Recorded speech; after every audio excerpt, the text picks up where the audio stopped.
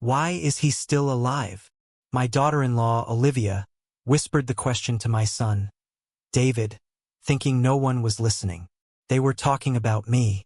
Because of this, I left, and 2 days later I returned, this time accompanied by the police. As a result, their lives were destroyed. The sound of the dishes hitting the granite counter was more forceful than it needed to be. I saw Olivia standing at the kitchen sink, her shoulders stiff beneath her designer top as she scrubbed plates. Her movements were filled with palpable frustration. I had tried to concentrate on my newspaper, but the noise of the running water and her hostile clattering made reading completely out of the question. Then, Olivia's voice, devoid of any warmth, sliced through the quiet evening air. I looked up from the sports section of the paper, my reading glasses slipping down my nose. I wondered what she wanted. She didn't bother to turn around. Steam rose from the hot water as she furiously scrubbed a dinner plate that was already spotless. She told me we needed to discuss the issue of space, repeating the word as if to emphasize its importance. I carefully folded my newspaper and placed it next to my coffee cup. The evening light was coming in through the open windows, and it made the stainless steel appliances look particularly sharp. I asked her what kind of space she was talking about. Was it our living arrangement or personal privacy? Olivia finally faced me. Water dripped from her hands onto the floor. She pointed out that the children were growing up. She explained that Emma required her own room and that Jake couldn't share a bedroom forever. My tone remained calm as I countered that 4 bedrooms should be more than enough for 2 kids. She just scoffed, grabbing a dish towel with more force than was necessary. She argued that the issue wasn't simply about bedrooms. It was about having their own home, their own rules, and their own life. Just then, the back door opened with a soft squeak, and my son David came in, still wearing his work uniform. He immediately felt the tension in the air, like a sudden shift in the weather, and stopped right inside the doorway, his keys dangling from his finger. He said hello to us with that familiar, uncertain tone he'd used since he was a child whenever adults were fighting. Olivia's laugh was humorless. She said his timing was perfect and that his father and she had been talking about independence. I saw my son's expression completely shut down. At 38 years old, he was still trying to vanish whenever a conflict started. Olivia continued, her green eyes locked on mine, defining independence as the kind where adults make decisions about their own homes, without needing to ask for permission to move furniture or hang pictures. I felt a surge of anger in my chest, but I managed to control it. My 43 years as an automotive engineer had taught me a lot of patience. I wanted to tell her that this was my house, with my name on the deed. I told her that my rules were in effect under my roof. She said that was the exact problem, and she crossed her arms. She insisted they weren't teenagers. They were a family trying to build their own life. David shifted his weight, and his keys jingled. He suggested we could talk about it later, but Olivia's voice became sharper as she refused. She said they had been putting off this conversation for 2 years. She said she was exhausted from walking on eggshells around my feelings while their children were growing up in a house that wasn't theirs. I slowly stood up, my arthritic knees complaining with a familiar ache. The newspaper on the table rustled as I moved. I questioned her words, someone else's house, and reminded her that I was the one who paid the down payment on their first home and who had covered David's gambling debts when they had lost everything. A tense silence hung between us, stretched taut like a wire. David's face turned pale as the color drained from his cheeks. Olivia whispered that I wasn't being fair. I laughed, a bitter sound that surprised even me. I said that fairness would have meant letting them deal with their own problems, or saying no when David came begging for help with their foreclosure papers. With sharp, jerky movements, Olivia turned back to the kitchen sink. The sound of the running water returned, now seeming louder and more aggressive. David cleared his throat and said that we appreciated everything. The word appreciate felt wrong in my mouth. I told him that if they truly appreciated anything, his wife wouldn't be standing in my kitchen demanding independence while living here for free. Olivia spun around, dish soap bubbles still on her hands, and asked if I thought they were freeloaders. I said I thought she had forgotten what gratitude looked like. The air between us was charged with tension, like the electricity before a storm. David remained frozen by the door, trapped between his wife and me, choosing silence because it was the safer option. Olivia dried her hands with deliberate and precise movements. Olivia said that maybe I was right and that perhaps they should remember what independence felt like. She walked past David without looking at him, and her footsteps echoed down the hallway. A moment later, the front door slammed so hard it rattled the windows. David and I were left standing in the abrupt quiet. The only sounds were the gentle hum of the refrigerator and the faint voices of the children from their rooms upstairs. I went to the living room and settled into my leather armchair, holding my coffee cup with both hands. The familiar creak of the worn cushions provided a small sense of welcome, but I still felt no real comfort. Through the big window, the backyard stretched toward the neighbor's fence, bathed in the golden glow of the early evening sun. The photo album was on the side table, just where Eleanor had always kept it. I reached for it, my fingers tracing the embossed cover. Inside, memories were waiting like evidence in a legal file. The first thing I saw was a photo from May 2020. It showed David, Olivia, and me standing outside First National Bank, smiling and shaking hands. The loan officer had questioned the amount I was giving them. A $70,000 gift for a down payment had seemed excessive to the loan officer, but I had calmly explained that helping my son become a homeowner was my main goal. David had gripped my shoulder that day, his voice thick with emotion. He told me that this would change everything, that Emma would finally have her own yard and Jake would be able to learn to ride a bike on a sidewalk instead of in apartment hallways. Olivia had been so different back then. She had hugged me outside the bank, filled with gratitude, and said that my investment in their future meant everything to her. Their new house was perfect. It was a brick ranch in Ferndale, with good schools and a safe neighborhood. I had thought the $280,000 price was reasonable for their new beginning. I turned the page and found a photo from their housewarming party. Olivia had baked cookies and hung curtains she had designed herself. David looked proud, finally the provider he had always wanted to be. The children were playing in their new rooms, their voices echoing through the space that now belonged to them. I knew that Eleanor would have loved to see that picture. She had always said that David needed confidence more than he needed criticism. During his difficult teenage years, she had often whispered to me that I needed to build him up because he would eventually find his way. But Eleanor didn't live to see what came after. The next image, from November 2023, was not a real photo of a foreclosure notice. I had taken a picture of the documents with my phone when David had brought them to my house. His hands had been shaking as he spread the papers across that same kitchen table. He had told me he had messed up and that the casino was to blame. He had thought he could win the money back, but the mortgage payments, the credit card debt, everything had spun out of control. His gambling debts totaled $43,000, and the house was gone in 3 months. Olivia's design business could not cover the losses, especially with client payments often delayed for weeks.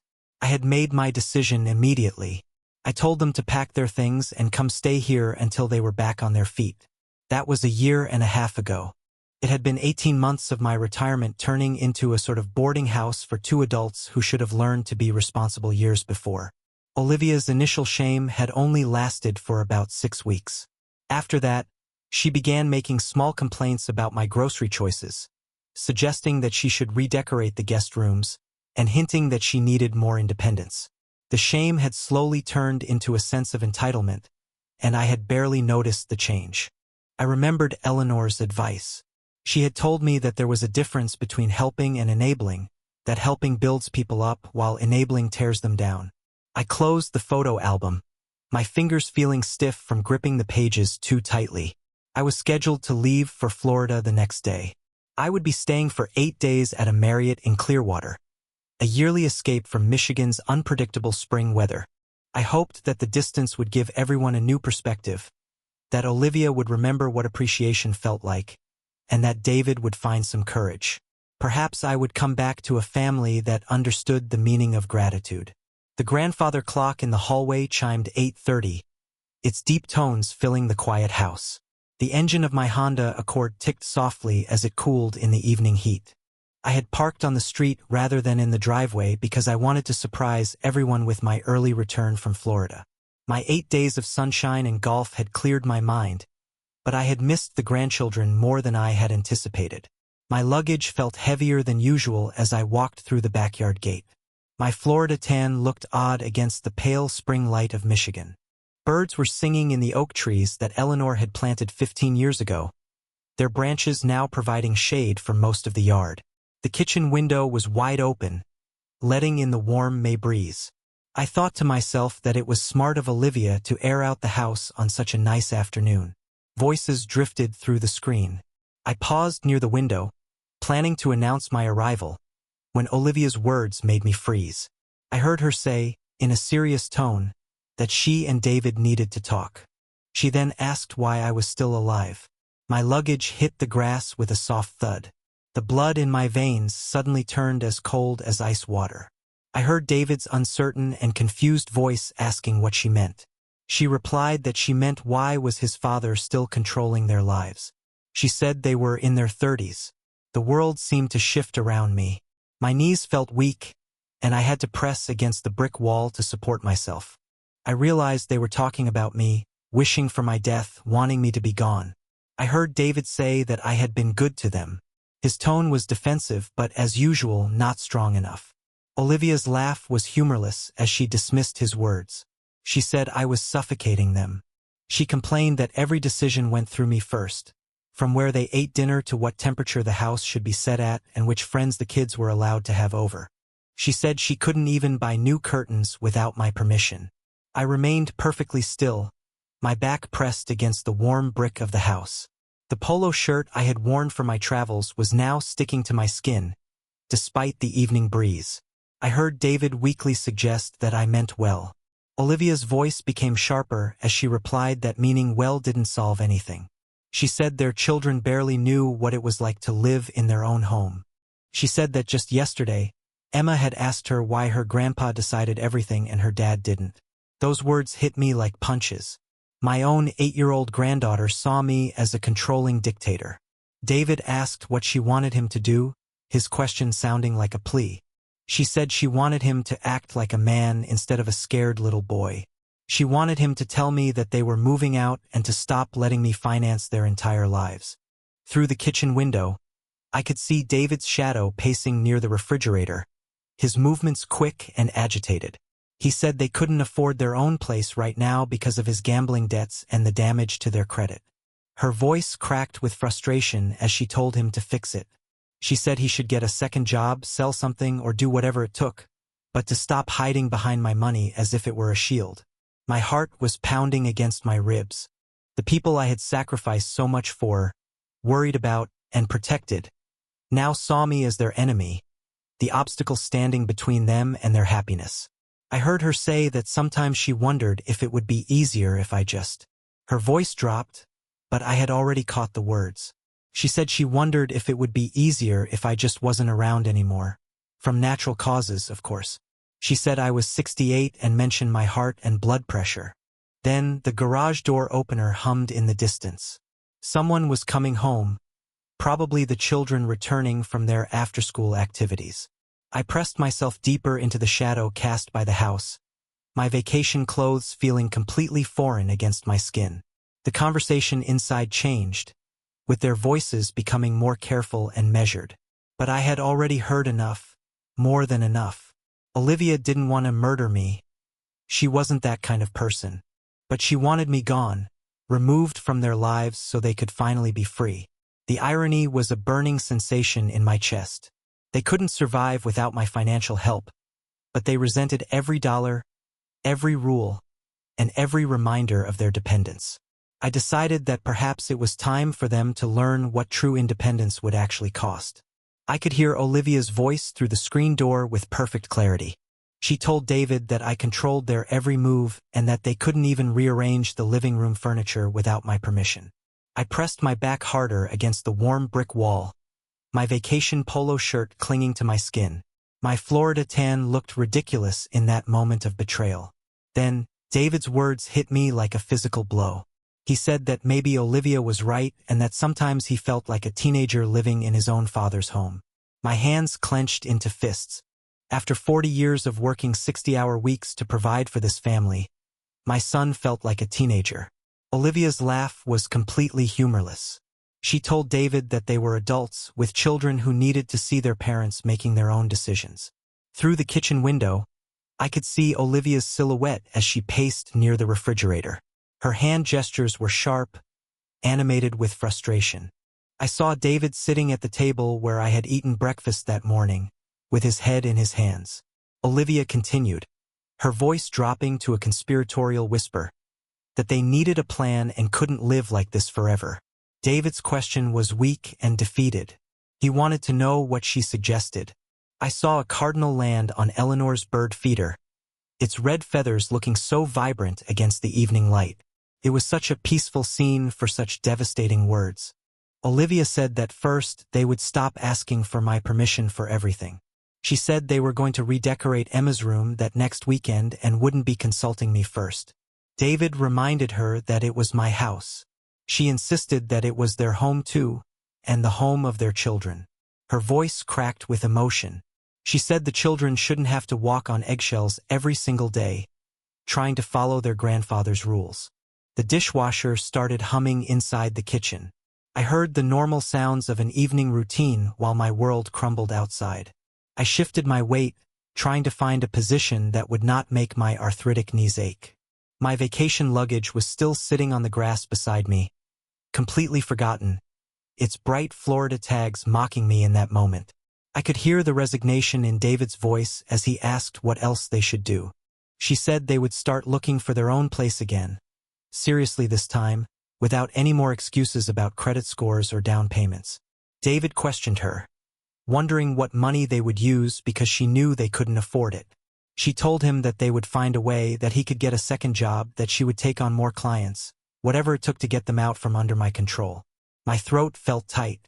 I had given them everything, but they felt like they were under my control. David said quietly that he knew I wasn't going to like them becoming independent. Olivia's response sent a chill down my spine. She said that maybe it was time for me to learn that they didn't need my approval anymore. I could hear the sound of small feet on the stairs inside the house, probably Emma or Jake coming down for an evening snack.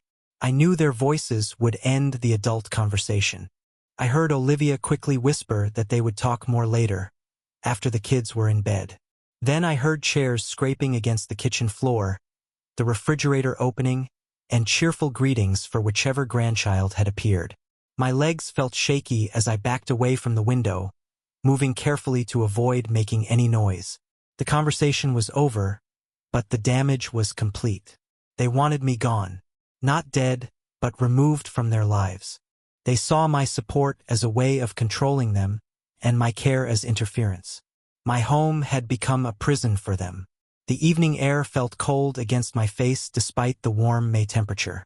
I backed away from the window as their voices faded into family chatter, my legs feeling weak beneath me.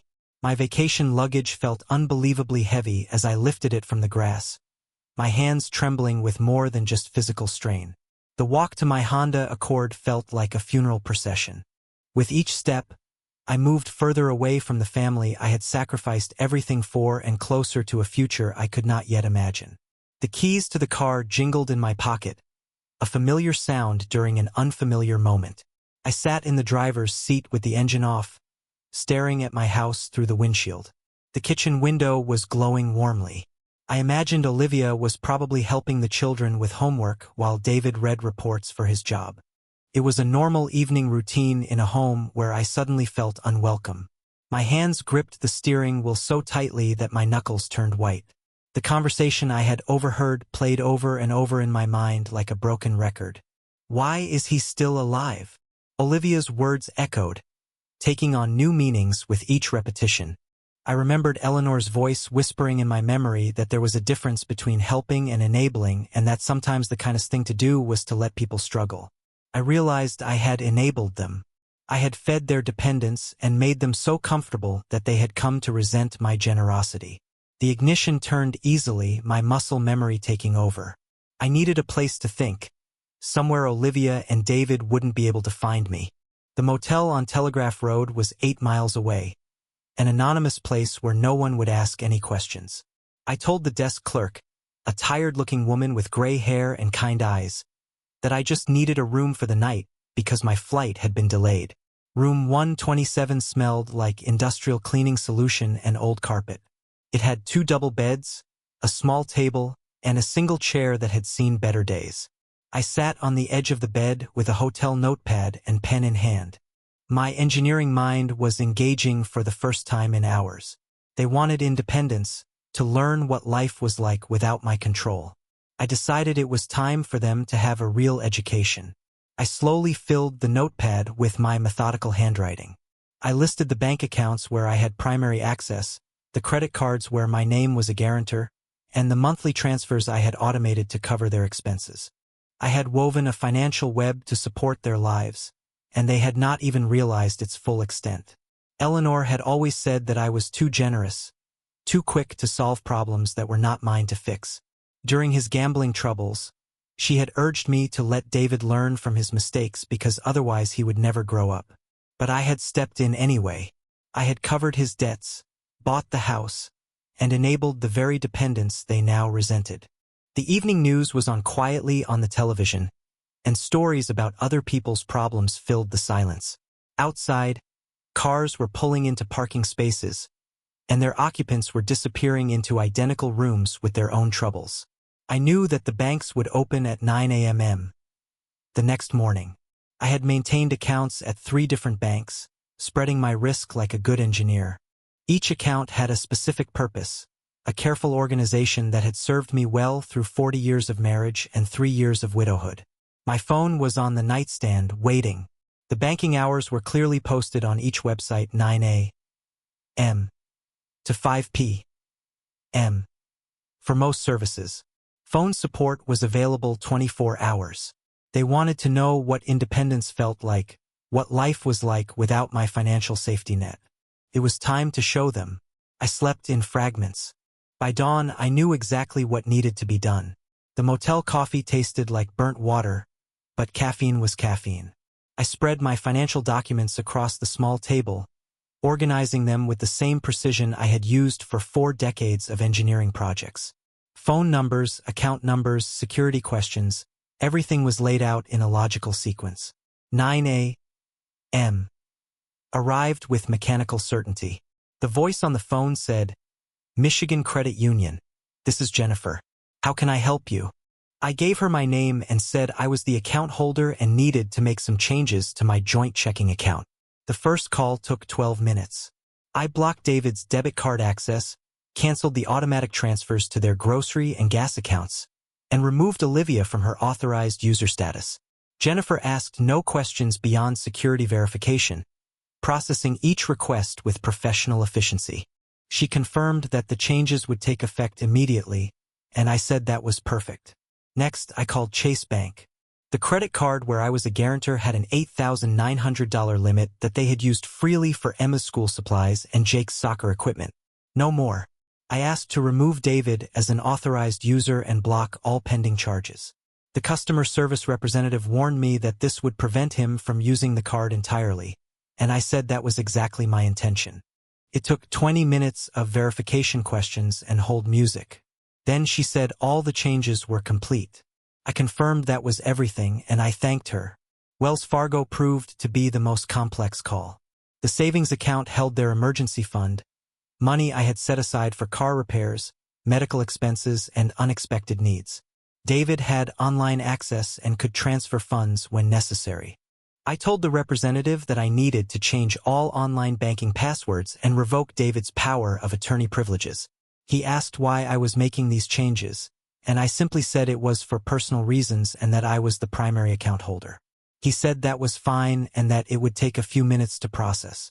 While on hold, I watched through the motel window as other guests loaded their cars and drove away to their normal lives. Mine would never feel normal again, but perhaps that was not a bad thing. He came back on the line and said all the changes were complete and that David no longer had access to any functions on the account. I said that was excellent. 3 calls, 3 institutions. I had taken 43 years of careful financial planning and redirected it with the efficiency of a well-oiled machine. I had applied the same methodical approach I once used to design automotive systems to dismantling the support structure I had built around my ungrateful family. My watch showed 10:47 a.m. By now, David would be at work, and Olivia would be handling her design projects from the kitchen table. It was a normal Wednesday morning in a house they would soon discover was not as secure as they had imagined. The first real test would come at lunchtime when Olivia tried to buy groceries. The debit card would be declined.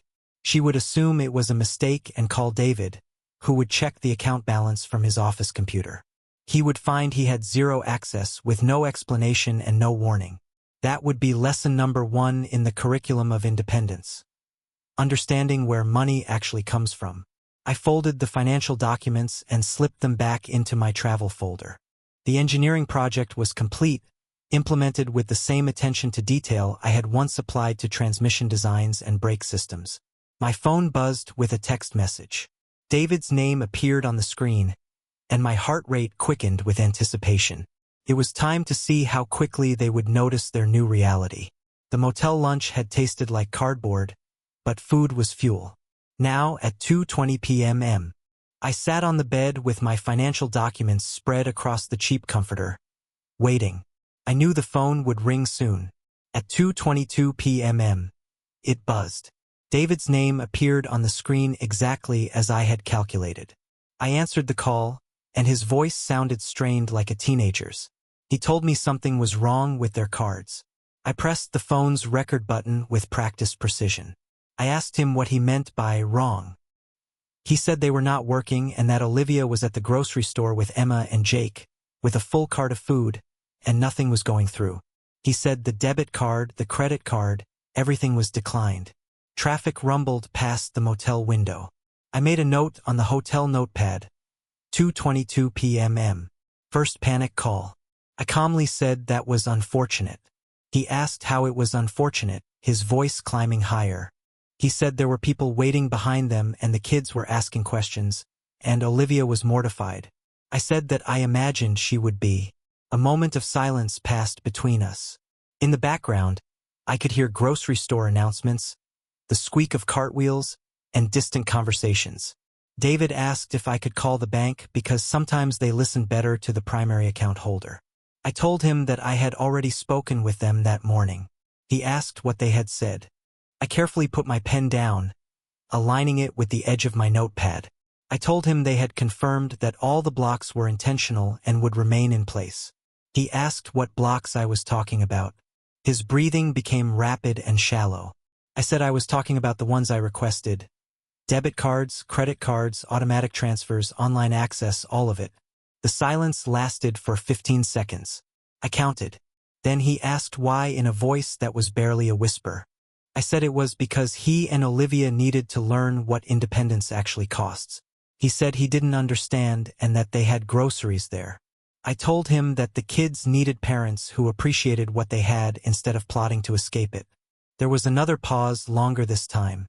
In the background, a child's voice, probably Jake's, asked why they were just standing there. Then David, sounding confused, asked how I had known. He had stopped himself, then asked how I was back from Florida.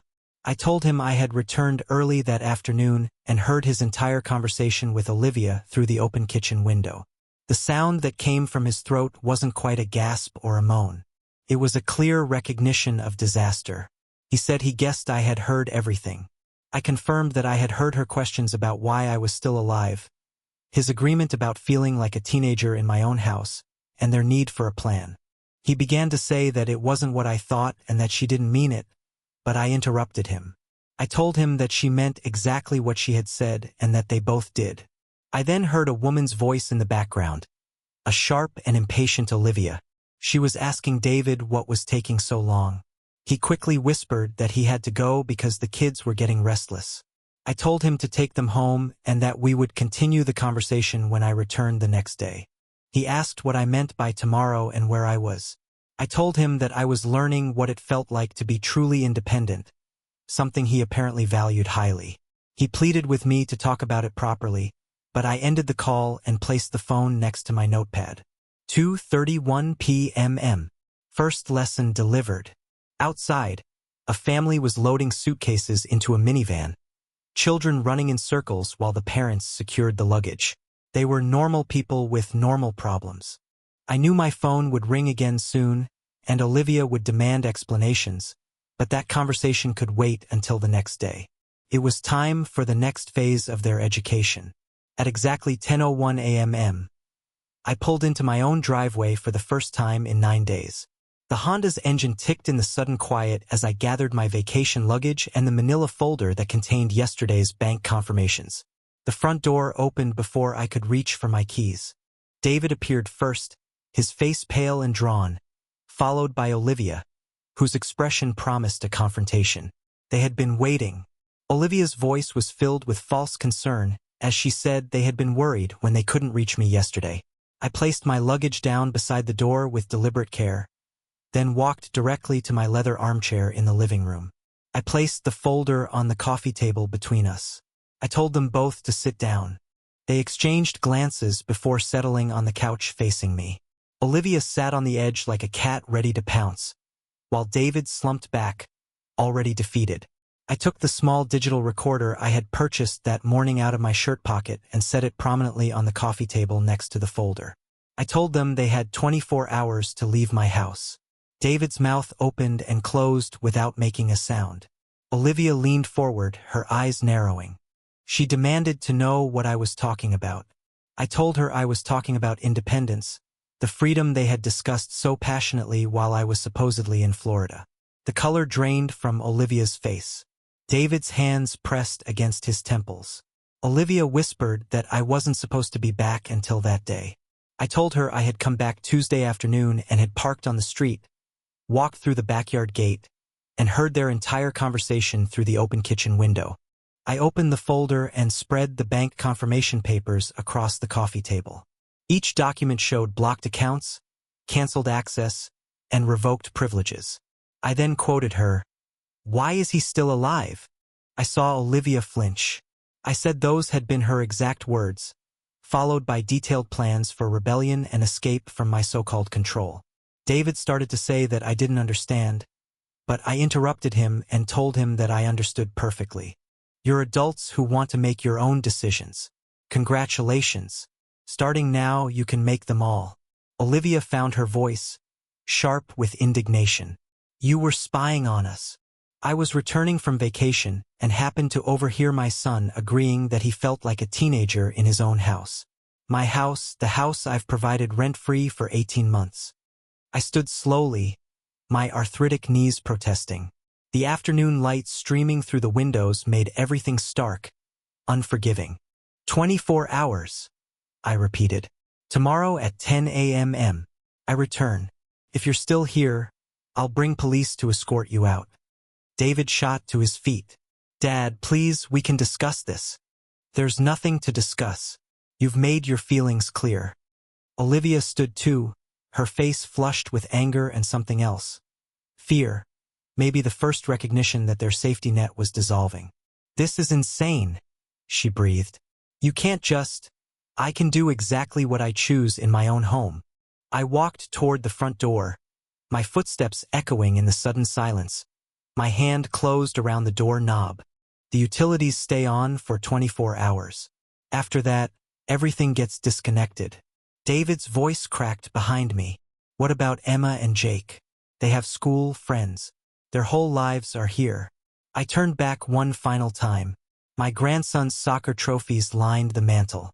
My granddaughter's artwork covered the refrigerator, visible through the kitchen doorway. You should have thought about that before planning your independence. The door closed behind me with a soft click. I'd barely reached my car when the front door flew open again. Olivia's voice cut across the afternoon air like a blade. You've lost your mind. Spying on your own family? I paused, my hand on the Honda's door handle. Through the living room window, I could see David pacing frantically, his hands pressed to his head. I learned the truth about what you really think of me. Olivia stormed down the front steps, her face twisted with fury. You violated our privacy. We had every right to speak freely in what we thought was our own home. Your own home. I turned to face her fully. The home I purchased, the mortgage I guaranteed, the utilities I pay. David appeared in the doorway, his voice desperate. Dad, we can discuss this rationally. We're family. Family doesn't plot behind closed doors about escaping each other. Olivia stepped closer, her voice rising. We weren't plotting anything. We were expressing frustration about feeling controlled and monitored constantly. And now you're free from that terrible burden. David stepped outside, still wearing yesterday's wrinkled shirt. Please, can we just sit down and talk through this? There has to be some middle ground. The middle ground was providing for your family after you lost everything to gambling addiction. The middle ground was 18 months of free housing, food, utilities, and childcare support. Olivia's laugh held no warmth. Free? You think we've lived here free? We've paid with our dignity, our autonomy, our right to make decisions about our own children. Then you'll be thrilled with complete autonomy starting tomorrow. David moved between us, his voice cracking. Where are we supposed to go? We don't have money for deposits, first month's rent, moving expenses. You know that. Figure it out. You're adults who want to be treated as adults. Olivia's face flushed deeper red. This is about revenge, not teaching us anything. You're punishing us for having honest feelings. I opened the car door, slid behind the wheel. The engine turned over smoothly. You're right. This is about consequences for honest feelings. You wanted to know what life looks like without my support. Consider this your comprehensive education. David ran to the driver's side window. Dad, what about the children? Emma has her dance recital next week. Jake's birthday party is this weekend. You should have considered their needs before expressing your desire for my absence. Olivia appeared at the passenger window, pounding on the glass. We never said we wanted you dead. We said we wanted independence. I rolled down the window exactly 2 inches. 24 hours. That's more consideration than you gave me during your planning session. David's eyes filled with tears. I'm sorry. We're both sorry. We never meant for you to hear that conversation. No, you meant to have it behind my back while accepting my hospitality. Olivia tried the door handle, found it locked. You can't do this to your own family. Watch me. I shifted into reverse, backing out of the driveway while they stood on the front lawn. In the rearview mirror, Olivia was gesturing wildly, shouting words I couldn't hear through the closed windows. David had sunk to his knees on the grass. The house grew smaller as I drove away, but I didn't look back again. Tomorrow at 10 a.m. I'd return as promised. Either I'd find an empty house or I'd bring the police to ensure it became one. Time to see if they'd learned anything about the true cost of independence. I drove back to the motel with their shocked faces burned into my memory, my hands surprisingly steady on the wheel. The Honda handled the familiar roads automatically while my mind replayed David's broken voice and Olivia's desperate anger, and the way they'd both looked at me like I'd become a stranger. Room 127 felt smaller than before. I sat on the bed edge, then stood, then paced to the window overlooking the parking lot. Normal people going about normal lives while I just destroyed my own family. Margaret's photo smiled at me from the nightstand where I'd placed it beside my wallet. 43 years of marriage, and she'd never seen me like this. Cold, calculating, ruthless. What would you think of me now, my love? Her voice came back clear as morning coffee. Norman, love without limits becomes weakness. Children who never face consequences never learn responsibility. But these weren't children anymore. They were adults with children of their own. Emma's dance recital, Jake's birthday party. 2 innocents caught in their parents' failure and my justice. I pulled out hotel stationery, began writing. Dear Philip, I've reconsidered my position. The words looked weak on paper. I crumpled it up, threw it toward the wastebasket, and missed. Margaret had handled David's gambling crisis with steel wrapped in silk. Help him fix the problem, she'd said. Don't fix it for him. There's a difference. But I'd fixed everything for him. The house down payment, the debt consolidation, the free room and board. Every solution handed to him without struggle, without growth, without appreciation. My phone buzzed.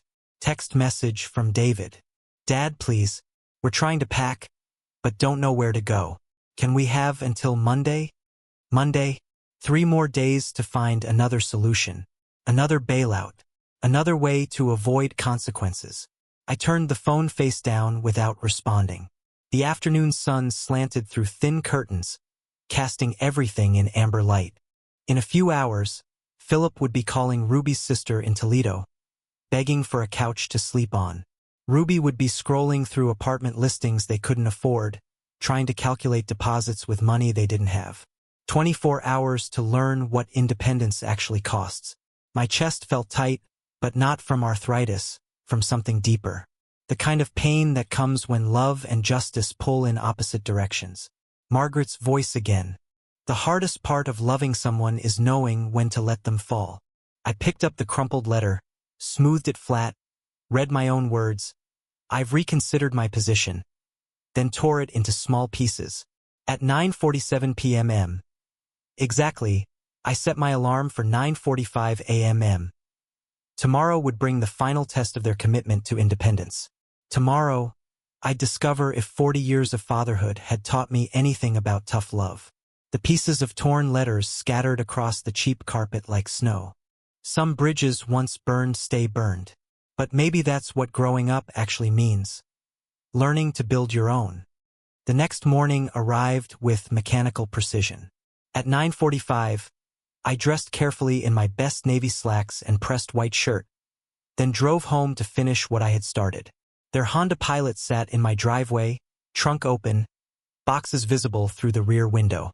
David appeared on the front porch carrying a laundry basket, but stopped when he saw me parking. Our eyes met through the windshield, his face crumpled like a child's. I checked my watch. 10 a.m. Exactly. Walking to the front door, I pulled out my cell phone, held it visibly in my right hand.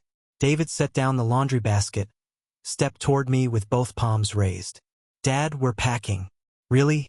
We just need a few more hours. I inserted my key into the front door lock, turned it with deliberate precision. My house, my rules, my deadline. The agreement was 24 hours. That expired 60 seconds ago. Olivia emerged from the kitchen carrying Emma's backpack. Her face was streaked with tears and fury. This is insane. You're destroying your own family. I dialed 911, held the phone to my ear. David grabbed my wrist. Dad, please don't. 911, what's your emergency? I gently pulled free of David's grip. I need police assistance at 1247 Maple Ridge Drive, Bloomfield Hills. I have trespassers on my property who refuse to leave. Are you in immediate danger, sir? No, but I've given them legal notice to vacate, and they're refusing. We'll have officers there within 15 minutes. I ended the call, slipped the phone into my shirt pocket. David stared at me like I'd grown horns. You actually called the police on your own son? I called them on adults who make their own decisions. This was your choice, David. Independence has consequences. Olivia stormed past carrying a box of children's books. You're insane. Emma and Jake will never forgive you for this. They'll understand when they're older. Will they? David's voice broke. Will they understand why their grandfather chose pride over family? The words hit deep, but I kept my expression neutral. They'll understand why their father chose ingratitude over responsibility. Sirens wailed in the distance, growing louder. David's face went white. Dad, I'll get on my knees. I'll apologize. I'll do whatever you want. I wanted respect. Too late for that now. 2 squad cars pulled up. Blue and red lights painted the morning neighborhood in emergency colors. Officers Johnson and Rodriguez stepped out, approached with professional caution. Morning, sir. You called about trespassing. I produced my driver's license and property deed from my wallet. Norman Kelly, this is my house. These people were given 24 hours to vacate. They chose not to comply. Officer Johnson examined my documents. And these people are my son Philip, his wife Ruby, and their children. They've been living here without lease or rental agreement. Officer Rodriguez approached David. Sir, do you have documentation showing your right to be here? David's mouth opened and closed silently. Olivia pushed forward. He's our family. You can't arrest family for being in their own home. Ma'am, according to these documents, this isn't your home. Do you have a lease agreement or property deed? Silence. Officer Johnson handed back my papers. How long do they need to collect their belongings? 2 hours should be sufficient. David fell to his knees on the front lawn. Dad, I'm begging you, please. I walked past him into my house without looking back. Through the front window, I watched the supervised packing unfold like a carefully choreographed dance of defeat. Olivia moved with sharp, efficient anger, throwing belongings into boxes. David worked slower, his movements heavy with disbelief. Emma and Jake sat on the porch steps, their small faces pressed against the spindles, watching their world disappear into cardboard containers. Emma held her favorite stuffed rabbit. Jake clutched a toy fire truck. Officer Rodriguez maintained professional distance while Officer Johnson helped David load the heavier furniture into their pilot. Neighbors had gathered across the street, pretending to check mailboxes while absorbing the drama. At 12:15, David approached the front door, knocked softly. Dad, can I just talk to you for a minute? I remained in my leather armchair, staring at the television without seeing the screen. The knocking continued, more insistent. Please, Dad, 5 minutes. Just 5 minutes to explain. His voice cracked on the last word. 38 years old, reduced to begging through his childhood front door. I know you can hear me in there. I know you're listening. The knocking stopped. Through the window, I watched David walk slowly back to the car where his family waited. Olivia had Emma on her lap, both of them crying. Jake pressed his face against the car window, searching for his grandfather. Officer Johnson approached David, said something I couldn't hear. David nodded, looked back at the house one final time. Their car pulled away at 12:27 p.m., followed by the police cruisers. The neighborhood returned to its usual quiet, lawns green and peaceful under the spring sun. I walked through my house slowly, room by room. Emma's bedroom looked ransacked, drawers pulled out, closet emptied. A single crayon lay forgotten under the bed. Blue, her favorite color. Jake's room smelled like the apple juice he'd spilled last week, never fully cleaned from the carpet. The kitchen felt enormous without Olivia's design magazines scattered across the counter, without David's work papers stacked by the coffee maker.